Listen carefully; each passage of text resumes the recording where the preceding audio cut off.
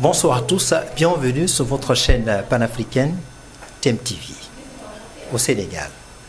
Alors, le 4 et le 5 octobre de cette année, bien sûr, le 19e sommet de la francophonie a été tenu en France, notamment à Paris, auquel une cinquantaine de chefs de l'État et de gouvernement avaient pris part.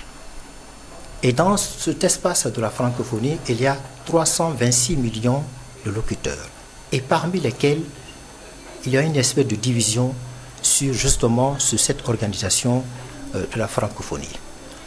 Pour certains, la francophonie est vue comme un instrument de l'influence de la France sur le continent africain, notamment sur le mode de vie, sur l'organisation, sur nos constitutions respectives.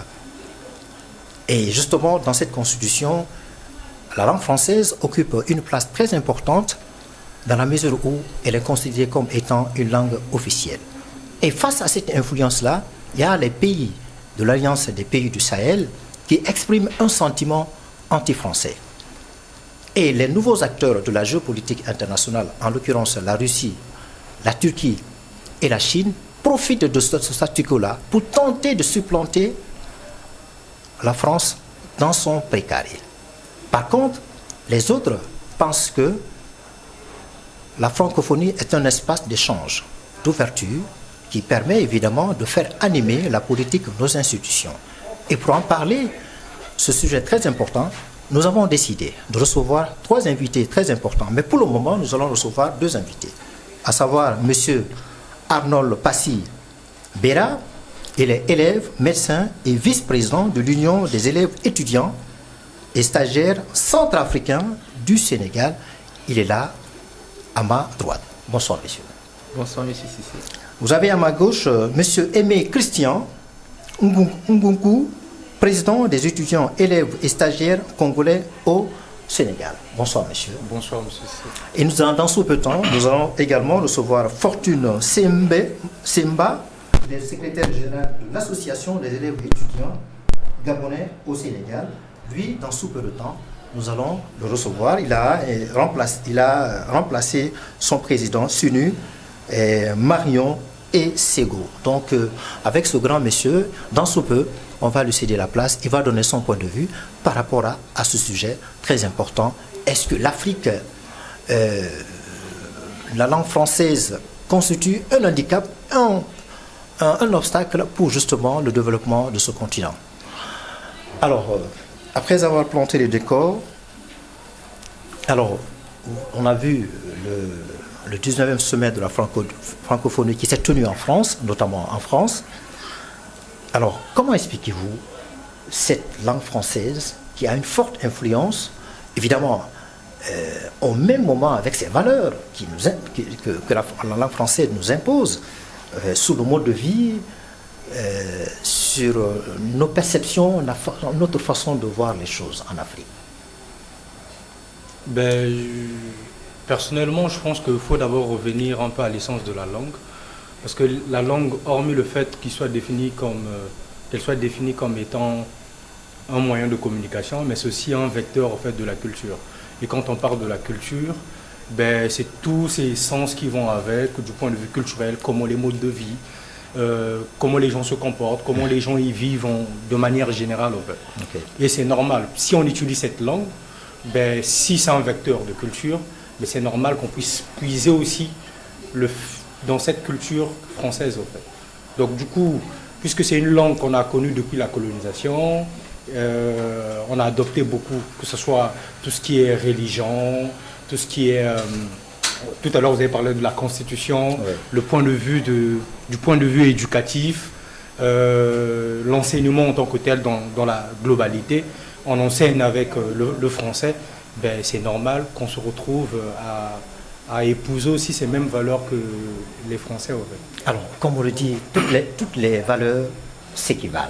Oui. Alors, quand on voit cette langue-là a une forte influence, et on voit aujourd'hui, certes, c'est une langue qui vient du post-colonial, mais nos populations, ou même nos intellectuels, nos élites, n'arrivent pas à s'identifier à travers cette langue-là.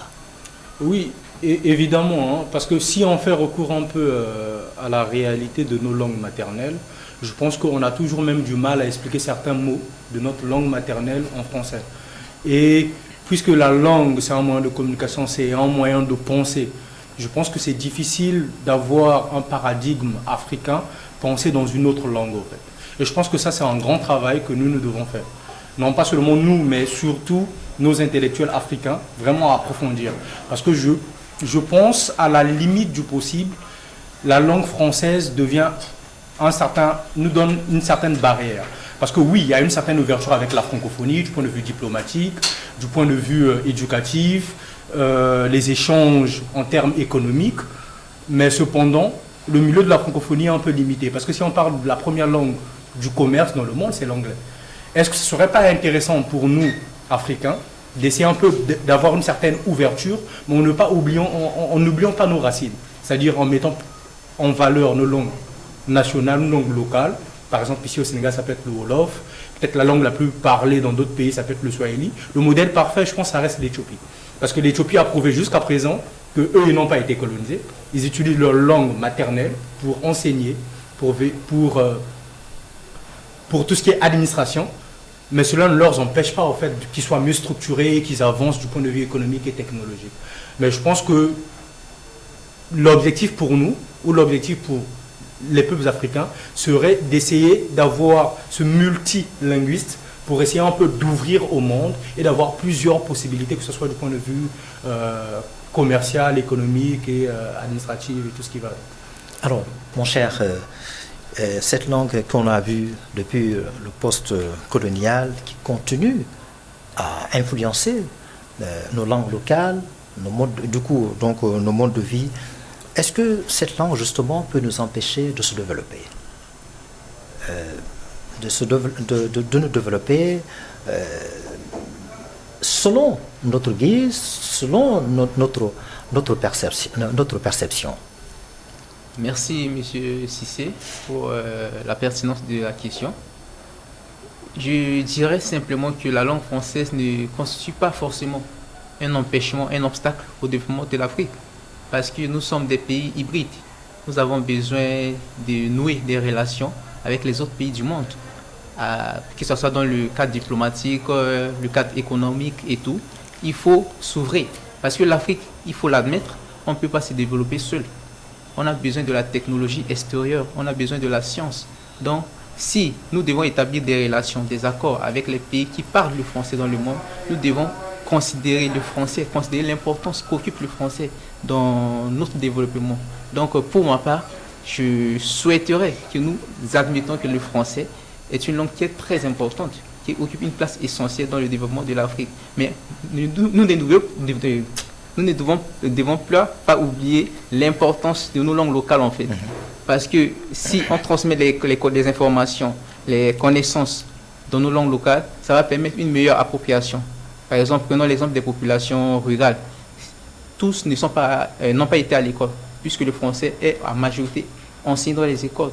Mais si, par exemple, un peuple qui n'a pas été à l'école, une population qui n'a pas la chance d'avoir des grandes écoles, et que nous préférons transmettre les connaissances dans la langue française, ces populations-là ne vont pas recevoir l'information de la même manière que les autres. Et cela va empêcher une meilleure communication, un échange entre les populations sur le plan national, sur le plan intérieur. Donc il est important de mettre à l'avant le français, mais aussi de privilégier nos langues pour favoriser les échanges intérieurs. Mais du point de vue diplomatique, extérieur et tout, il faut faire recours au français parce que le français occupe une place très importante. Alors certes, vous dites que la langue française, c'est une langue très importante. C'est un levier sur lequel on peut s'appuyer pour s'ouvrir, comprendre les autres. Mais on voit aujourd'hui des intellectuels qui réfléchissent en français. Parce que la langue française, elle est enseignée dans les écoles. Elle est enseignée dans nos universités. Et également, quand vous voyez le fonctionnement de nos institutions, son organisation, alors, nos intellectuels, nos élites réfléchissent en français. Est-ce que ce n'est pas une façon, par les Français, de nous dominer? Parce qu'on réfléchit comme eux, au lieu de réfléchir selon nos cultures, nos valeurs ancestrales ou selon nos propres perceptions. Effectivement, le problème principal, c'est que l'Afrique est caractérisée par un multilinguisme qui est là. Prenons l'exemple du Sénégal. Au Sénégal, il y a le Wolof qui est dominant. Mais en dehors du Wolof, il y a d'autres langues. Il y a d'autres peuples du Sénégal qui ne maîtrisent pas le Wolof. Mais le français, il est là pour établir ce lien entre ces différents peuples qui ne parlent pas la même langue. Mais maintenant, si on veut arriver à se débarrasser du français pour essayer de privilégier nos langues dans les enseignements et tout, le meilleur à faire, c'est de commencer dès la base, lors de l'éducation, sensibiliser les professeurs à souvent adapter l'enseignement à nos langues en fait. Si par exemple on transmet une connaissance en langue française, on n'est pas empêché de la traduire dans nos langues. Ça permet une meilleure réception du message qui est transmis. Donc il est important de privilégier cela, d'inclure ça dans nos constitutions, dans l'enseignement.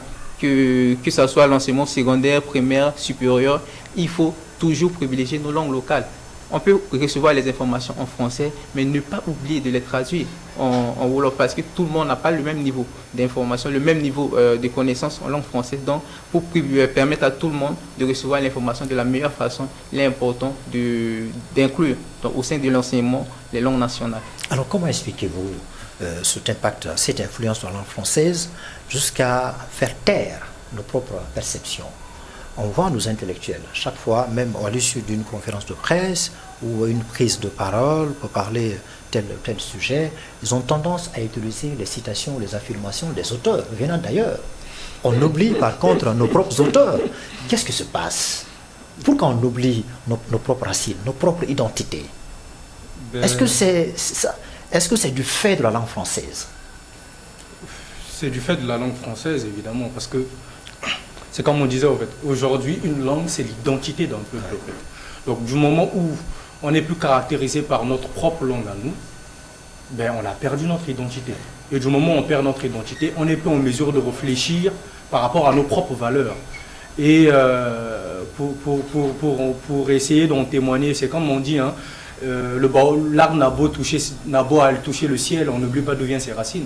Et si aujourd'hui, nous, on n'arrive pas au fait à réfléchir en bambara, en Wolof, je ne sais pas quelle autre langue africaine, pourtant c'est des belles langues. Pourtant c'est des langues très réfléchies. Il y a des gens qui ont écrit, il y a beaucoup d'auteurs aussi africains qui ont écrit dans nos langues. En fait. Et aujourd'hui, il y a beaucoup de proverbes même africains dans nos langues. Pourtant c'est très riche. Oui. Mais cependant, il y a ce complexe aussi qui est né. Parce que tout simplement, on considère, à partir de la langue française, ben, tout ce qui vient de l'autre côté, de la France, de l'Europe, ben, c'est tout ce qui est bon. On voit souvent Rémi Gono, le journaliste sportif, souvent, il fait référence à nos proverbes africains. C'est un bel exemple. Tout à fait. C'est ce que malheureusement, beaucoup de nos intellectuels ne le font pas. Tout à fait. Voilà. Et puis, on parle de Karl Marx, on parle de Socrate. Effectivement. Et puis, un paradoxe là. On se rendra compte au fait qu'il y a certaines problématiques où il y a certaines difficultés qu'on a, même du point de vue management ou du point de vue administration, on n'essaie pas de se ressourcer autour de nous, c'est-à-dire autour de nos personnalités, autour de notre culture. Et puis il faut se rendre aussi à l'évidence, plus on ne parle pas notre langue, plus on va perdre les valeurs ou l'historique ou l'histoire de notre culture. En fait. L'exemple, aujourd'hui c'est difficile qu'un jeune Africain te parle par exemple de ce qui se passe dans son village. Parce que tout simplement, en fait, il est déconnecté. Et cette connexion est faite par la langue. Voilà pourquoi on dit la langue, c'est l'identité au fait d'un peuple. Donc, ce qu'on peut dire, c'est vraiment d'encourager. C'est bien de s'ouvrir au monde, parce qu'on ne peut plus rester enfermé. On dit que le monde, c'est un village planétaire. Il faudrait qu'on s'ouvre, parce que les collaborations se font à l'extérieur. On ne peut plus se développer seul, c'est impossible.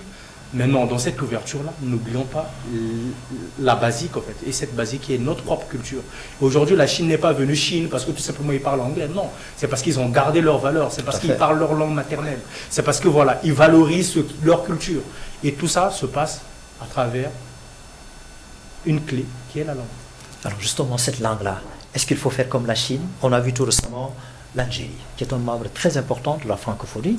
Elle a décidé, contrairement aux autres pays de l'Afrique de l'Ouest, qui sont certes des membres de la francophonie, elle a décidé d'instaurer l'anglais à la place de la langue française à l'université. Est-ce que c'est un exemple pour ces pays aujourd'hui qui sont francophiles, comme la Centrafrique, comme le Congo, comme le Gabon, comme la Côte d'Ivoire, comme la Guinée?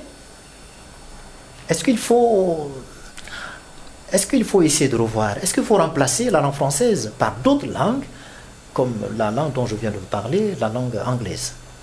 En effet, remplacer la langue française avec une autre langue, ça change en fait. Ouais. C'est la même chose. C'est comme une transition. On quitte le français pour l'anglais. C'est que notre réalité à nous-mêmes, notre culture, on l'abandonne. C'est toujours comme si on part à apprendre de nouvelles choses. Okay. Donc, moi, ce que je privilège, c'est qu'on fasse cette transition-là de façon progressive. Parce qu'on ne va pas se dire qu'une rupture brutale avec le français serait sans conséquence. Non. On aura forcément des conséquences parce que dès les bas âges, on nous a appris tout ce que nous connaissons aujourd'hui en langue française. Et déjà quitter le français pour aller soit en anglais vers le russe, tout ça c'est un autre travail, un gros travail à faire. Donc ce que moi je propose, c'est qu'on se contente de renforcer, d'inclure, d'introduire au sein de notre système éducatif nos langues nationales. Bon, pour les pays qui en ont la chance, hein, comme la Centrafrique, En parallèle avec la langue française. Oui. On instaure notre langue locale dans les écoles, dans le programme. Effectivement. Voilà. Mais en parallèle avec la langue française. Effectivement. Donc, oui. Et mettre la langue française, pas en concurrence, mais en parallèle, sur la même balance, le même niveau que nos langues locales. Ça permettrait de recevoir les informations, de permettre à tout le monde, de donner la chance à tout le monde d'avoir les mêmes informations, les mêmes connaissances et de s'épanouir dans le domaine où ils se sentent mieux. Je prends l'exemple de la Centrafrique à l'époque de l'empereur Bokassa. Lui, tout ce qui est politique publique, on faisait les déclarations seulement en langue nationale. Cela a permis, si on prend la Centrafrique d'avant et la Centrafrique d'aujourd'hui, il y a une nette différence. La Centrafrique était très développée parce que les choses se faisaient en langue nationale. Donc même les populations rurales recevaient les mêmes informations. Maintenant, si en Afrique, on a une catégorie de personnes qui ont eu la chance de faire des grandes études, qui sont calées en langue française, et on en a aussi qui ne sont pas calés en langue française, mais qui sont calés dans nos langues locales, il est important maintenant de profiter de ces deux richesses qu'on a, c'est-à-dire le français et nos langues locales. On transmet les connaissances, les informations dans les deux langues et chacun va recevoir l'information selon la langue qui lui convient. Ça va nous permettre de se développer. Au lieu de changer, partir vers l'anglais, moi par exemple, je devrais encore revenir en arrière pour réapprendre l'anglais, réapprendre les bases de l'anglais. Mais le problème principal qui se pose aussi, c'est qu'il ne faut pas prendre le français avec la culture française, la mentalité française. C'est ça le gros problème. Le français n'est pas le problème, la langue n'est pas le problème. Ça nous permet juste de nous ouvrir au monde. Mais si on prend le français avec la mentalité française qui nous conditionne seulement à nous contenter de ce que le français nous dit, c'est là que ça crée problème. Donc c'est ce que je peux proposer là-dessus. Mon cher, merci d'avoir été notre invité sur le plateau de TMTV. Vraiment, vous venez de donner une belle perspective de solution. On espère que ce message très important que vous venez de donner va tomber dans nos très bonnes oreilles. Et dans ce peu, nous allons recevoir un autre invité. C'est M. Fortune Semba, secrétaire général de l'Association des élèves étudiants gabonais au Sénégal. Et dans ce peu, il va nous rejoindre sur le plateau et l'émission se poursuit. Alors, monsieur, vous avez entendu votre co-invité, co-débatteur, parler de l'importance de la langue française. Il faut certes la garder dans nos pays africains respectifs, dans les écoles, mais il faut faire en sorte d'instaurer notre langue africaine pour permettre ainsi à nos populations de s'imprégner de cette langue-là, de comprendre les messages importants qui sont véhiculés dans ces langues. Alors, on a vu les pays africains, l'AOS en l'occurrence, ils ont commencé d'ores et déjà à tenter de recuser cette langue. Ce n'est pas encore officiel. Alors pour ce faire, on a vu les acteurs importants qui sont entrés dans le jeu de la politique internationale, dans la géopolitique internationale, la Russie, la Turquie, la Chine, qui tentent aujourd'hui de supplanter cette langue française qui existe depuis très longtemps. Et pour ce faire, ils ont créé des écoles en Afrique. Ils créent même des médias, à partir desquels ils vont tenter, à l'image des Français, de nous influencer par cette langue-là. Alors, est-ce qu'il faut s'en débarrasser complètement? S'en débarrasser, je pense que ce n'est pas une solution. Okay. C'est vrai que c'est une langue qu'on a épousée, qu'on a accepté de vivre avec. C'est une langue qui nous donne une certaine ouverture aussi, parce qu'il ne faut pas faut pas s'ostraciser entre nous. Parce qu'aujourd'hui, la francophonie, on parle de plus de 300 et quelques millions de personnes. Donc on a une ouverture à 300 et quelques millions de personnes.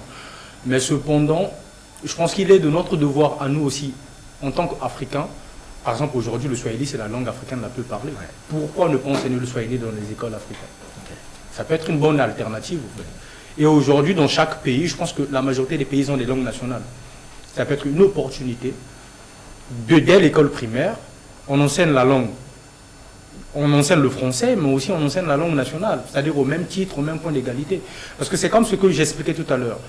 Deux fois, un enfant, il est beaucoup plus facile de comprendre sa langue maternelle quand on l'explique en français. Parce qu'en français, on va chercher d'autres mots beaucoup plus compliqués. Alors que dans la langue maternelle, il suffisait juste de dire, ben, c'est 1 plus 1, ça donne 1. Ça donne 2. Même la nuit, quand la nuit tombe et que l'enfant veut aller dormir, on voit le papa lui raconter des histoires. Mais dans la langue française. Alors que ça pouvait se faire en langue maternelle. C'est beaucoup plus facile de véhiculer le message. Et derrière ça, il y a toute une culture à sauvegarder. Au fait. Tout à fait. Et je pense que tout à l'heure, on venait de dire, oui, le monde multipolaire qui est en train de se construire avec la Chine, la Russie et tout ça. Nous, Africains, en fait, quelle est notre part dans ça? Est-ce que nous aussi, ça ne serait pas une opportunité pour nous de créer des écoles là où on enseigne le swahili? Ils sont intéressés aujourd'hui. Aujourd'hui, beaucoup sont intéressés, par exemple, d'apprendre le lingala. Le multilatéralisme est une réalité. Effectivement, effectivement. Par exemple, aujourd'hui, beaucoup de gens sont intéressés d'apprendre le lingala. Et ce n'est pas une opportunité pour nous de se dire, ok, on va ouvrir une école de lingala en France. Je sais pas, pourquoi les Français aussi apprennent à parler lingala. J'ai vu un Français ici au Sénégal qui parle lingala. C'est intéressant. Donc je pense qu'il ne faudrait pas qu'on s'arrête juste à voir la balle de l'autre côté. Mais au même moment que les pions sont en train de bouger. Nous, en tant qu'Africains, qu'est-ce qu'on fait? Il faut que ça soit réciproque. Alors, mon cher, merci de répondre à notre invitation sur le plateau de TMTV. Alors, tout de suite là, je posais quasiment les mêmes questions à votre prédécesseur. Alors, on voit l'influence de la langue française qui existe depuis très longtemps et elle va évidemment avec ses valeurs. Les deux là vont de pair.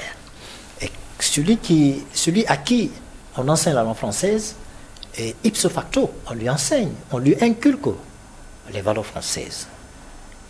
Et du coup, on voit nos intellectuels, nos élites, qui réfléchissent comme les Français, qui pensent comme les Français, qui même donnent une illustration, qui font des citations en faisant référence aux auteurs des grands écrivains français. Alors, est-ce que ce n'est pas un blocage en termes de développement? Avant tout, je tiens à vous remercier pour l'invitation et signaler que je viens ici pour remplacer le président de l'association qui est M. Sirius Mariamba qui a été empêché par des circonstances. Et pour venir à votre question, ce que je peux dire, c'est que la langue française, une langue, ce n'est pas seulement, c'est au-delà des signes, c'est la culture, c'est beaucoup d'éléments qui vont avec. Donc il va de soi que lorsque on enseigne une langue à une personne, d'une façon ou d'une autre, nous sommes en train de l'inculquer une façon de penser, une façon de réfléchir et une façon également de se comporter dans la société. Mais au-delà de ça, ce qu'on peut dire, c'est que prenons la langue française qui est l'objet de notre échange. La langue française est parlée par 25 pays africains aujourd'hui. C'est 25 pays qui n'ont pas les mêmes conceptions, qui n'ont pas les mêmes cultures, qui n'ont pas les mêmes appréhensions de la vie. Donc, on se rend compte que lorsqu'on prendra un Gabonais, on prendra un Sénégalais, dans la manière de penser, dans la manière de réfléchir, ce ne sera pas la même chose. Pourtant, nous avons en commun la langue française. Donc, la question est de savoir, est-ce que réellement le français impacte au point de nous faire perdre notre nature? Et à cette question, je dirais probablement non. Pourquoi? Parce qu'il y a des millions de personnes à travers le monde, parce que ce n'est pas seulement l'Afrique, qui parlent le français, mais qui n'ont pas forcément et toujours le même système de pensée. Donc, à chaque lieu où le français est parlé, il y a quelque part une façon de réfléchir qui s'impose. Et après, il y a forcément l'universalité de la langue qui est dans l'esprit de tout un chacun, mais ce n'est pas la même chose partout. Donc, c'est ce que je pourrais dire en introduction. Alors, c'est pas... Donc, vous voyez la francophonie comme un outil universel, comme un instrument universel. Alors, cet espace-là, forcément, les Africains n'y retrouvent pas leur compte. Les valeurs africaines ne sont pas vraiment exprimées, ne sont pas prises en compte. On voit souvent il y a une place importante à la langue française. Par contre, nos langues locales, le Swahili, la langue Wolof, la langue Soussou, la langue Peul, ces langues, les différentes langues-là n'ont pas leur place là. Alors, qu'est-ce qu'il faut faire? Est-ce qu'il faut essayer de réadapter cette langue-là à nos valeurs, à nos perceptions, ou bien il faut tenter de la supplanter par d'autres langues éventuellement? Déjà, la première chose qu'il faudrait comprendre, c'est que une langue, développer une langue, la répandre, c'est un investissement. Ouais. Donc, aujourd'hui, si le monde, 321 millions de personnes parlent le français, c'est parce que les promoteurs du français ont investi pour atteindre cet objectif. Si aujourd'hui l'anglais est la première langue mondiale, c'est parce que les personnes qui parlent l'anglais ont investi pour que cette langue devienne la première langue mondiale. Donc, en ce qui concerne nos langues vernaculaires, il va de soi et c'est normal qu'elles véhiculent réellement l'âme et l'esprit de nos cultures. Et que exprimer dans d'autres langues, il serait difficile de réellement faire ressortir l'esprit de nos langues. Mais il faut comprendre aujourd'hui que nous ne pouvons pas espérer faire de nos langues, les mettre sur un piédestal sans réellement investir pour qu'elles aient la place qu'il faut. Donc, il est de notre responsabilité, et ce qui est d'ailleurs la meilleure des choses, si on veut faire de nos langues des langues qui pourraient rivaliser avec d'autres langues, il est pour nous de notre devoir personnel, donc des pays africains, d'investir pour faire en sorte que nos langues soient valorisées auprès des autres peuples.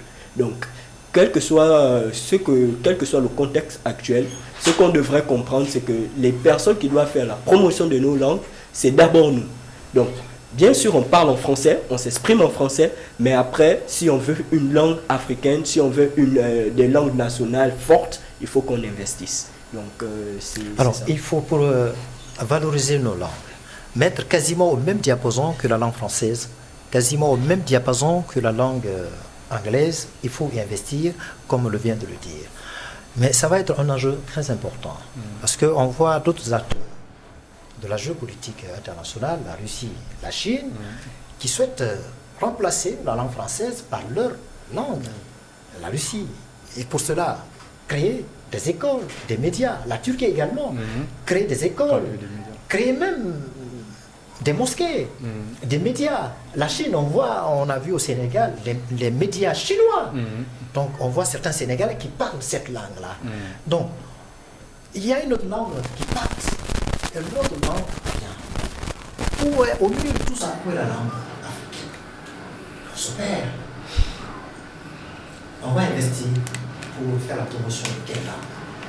La nôtre, ou bien la langue française, ou bien la langue des pays BRICS. Ça va être compliqué. Très compliqué. Ouais. Je pense que l'objectif pour nous, Africains, c'est de se voir dans ce monde global, ce nouvel ordre mondial, comment nous on se positionne. En fait. Parce que peu importe ce qu'on va dire, la Russie va continuer à faire ce qu'ils ont en train de faire, parce qu'il a un calendrier. Et dans cette perspective-là, notre langue s'étouffe. Maintenant, nous, comment on fait? Et je pense que c'est là où le grand travail aussi de l'Union africaine. Parce que pour nos présidents ou pour nos dirigeants, c'est quand même inconcevable de voir souvent. Je prends juste l'exemple du président russe. On n'a jamais vu Vladimir Poutine faire une déclaration en anglais. Pourtant, il parle anglais. Mais il le fait en russe. Pourquoi nos présidents africains, même quand ils sont... Pourquoi on a ce complexe-là? Lorsqu'on est devant l'Assemblée des Nations Unies, pour qu'on ne tente pas de s'exprimer, même sortir des phrases, des expressions dans notre langue. Parce que tout simplement... Les Sénégalais le font parfois. Oui, les Sénégalais le font parfois. Mais en fait, on est encore dans cette bulle de se dire que c'est le français, c'est la langue internationale, c'est l'anglais, c'est une langue internationale. Et nous-mêmes, on ne sait pas encore réapproprier une langue commune pour l'Afrique pour dire que ça, c'est notre langue internationale. Parce qu'il y a ça aussi, on ne parle pas d'une seule voix. Si on voit chaque pays africain, et chaque pays africain quasiment a combien de langues? Je pense que l'Afrique fait partie des continents là où on a plus de langues possibles. Maintenant, comment on fait pour dire que c'est telle langue ou telle langue?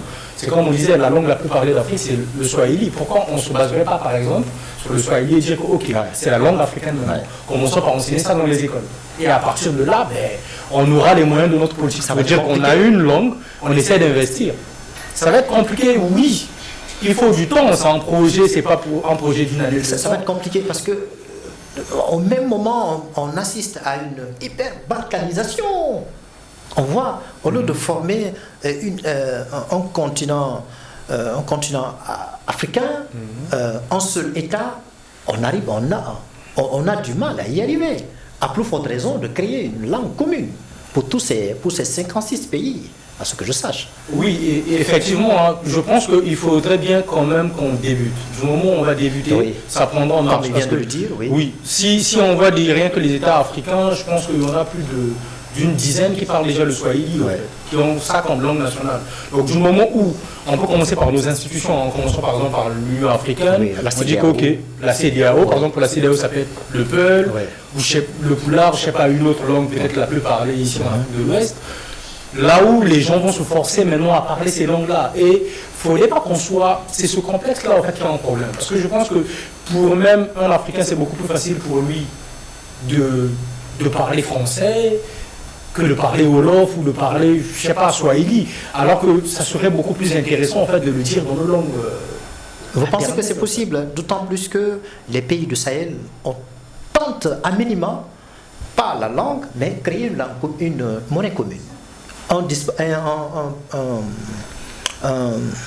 passeport commun à ces trois pays-là.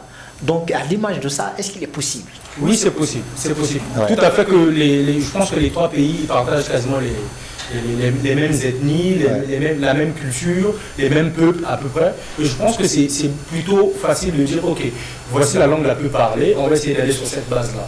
C'est possible aujourd'hui que le Mali décide de faire du Bambara. Une langue nationale, genre que dans les administrations, à l'école, et on en parle. C'est juste une décision politique, en fait. Et aujourd'hui, si on vient du point de vue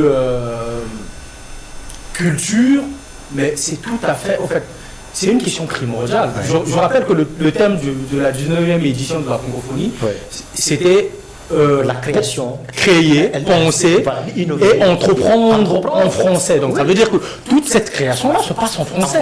Maintenant, où est notre part dans tout ça, culture, dans tout ça. Donc c'est-à-dire que nous, on est en train de mettre de côté tout ce qu'on a comme richesse culturelle au détriment en fait de ce que l'ancienne métropole nous propose en fait. Je pense qu'on devrait plutôt... Alors ils disent que la France, ce n'est pas la France-Afrique. Le français, ce n'est pas la France-Afrique. Le français, ce n'est pas les valeurs françaises. C'est justement un outil de communication. Mais la langue, ça s'arrête pas. Est-ce qu'il n'y a pas une subtilité derrière? Il y a une subtilité derrière, parce que la langue ne s'arrête pas à ça. Aujourd'hui, même dans nos programmes à l'école, on est tantôt obligé même de fois de connaître plus de l'histoire de France que même de l'histoire de notre pays. En fait. Parce que tout simplement, la réflexion se fait en français. Est-ce qu'aujourd'hui, l'histoire telle qu'elle est racontée, est-ce que c'est une histoire racontée par rapport nous, à notre culture, à nous, par rapport à notre réflexion propre, selon narratif? Parce que tout simplement, on réfléchit en français. On le disait tout à l'heure, la thématique, c'est ça. En fait. Penser, créer, entreprendre en français. Il y a un paradoxe. Il y a un paradoxe là-dessus. Parce que la langue, c'est... Mon frère le disait tout à l'heure, la langue, c'est pas tout simplement un moyen de communication, c'est plus que ça, en fait. Parce que derrière, il y a des valeurs qu'on partage autour de cette langue-là. Aujourd'hui, si on dit que l'anglais, c'est une langue... c'est la langue commerciale, c'est parce que voilà, en fait, il y a une culture commerciale derrière cette langue-là. Maintenant, le français, derrière aussi, il y a une culture. Alors, pour terminer, puisque nous n'ayons pas les moyens pour investir, pour faire la promotion de notre propre langue dans l'espace de la CEDEAO, on est obligé de s'en tenir à cette langue française-là. Alors, comment notre langue va-t-elle cohabiter avec cette langue-là? Comment doit-on désormais utiliser cette langue-là de manière à ce qu'elle n'ait pas un impact sur nos valeurs, sur nos perceptions propres?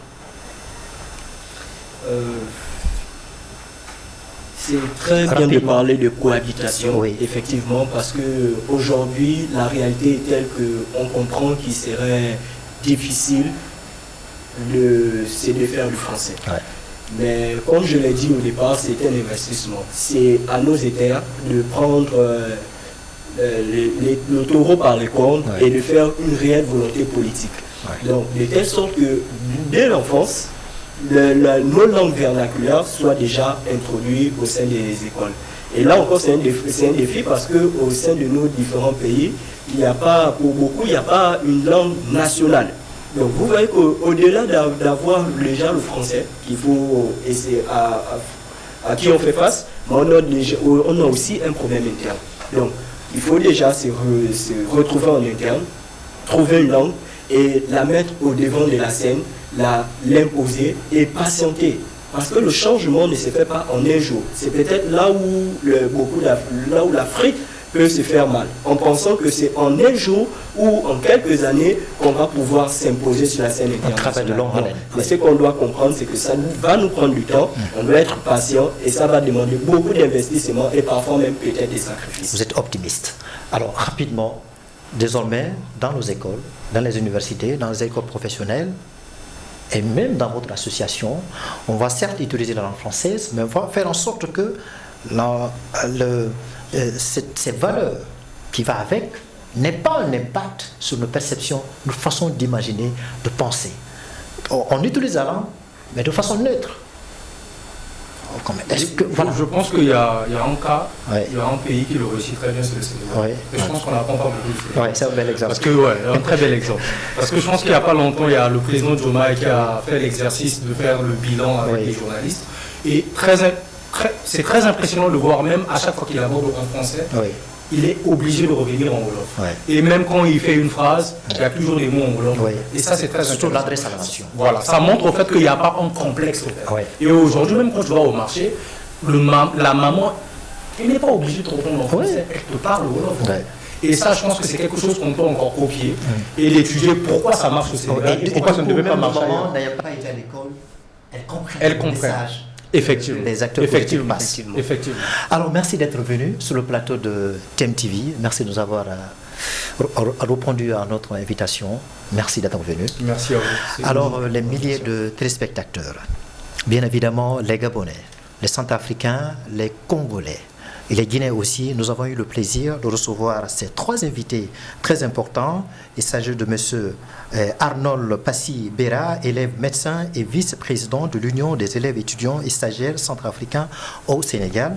Et aussi le deuxième invité, Aimé Christian Nkunku, président des étudiants, élèves et stagiaires congolais au Sénégal. Et le troisième, M. Fortune Seba. Il est le secrétaire général de l'association des élèves étudiants gabonais au Sénégal. Il remplace bien évidemment le président de cette association, SUNU, Marion Essego. Merci de nous avoir suivis. Si vous voulez nous suivre, bien évidemment, allez-y sur YouTube et Facebook. Allez, portez-vous bien, le programme se poursuit.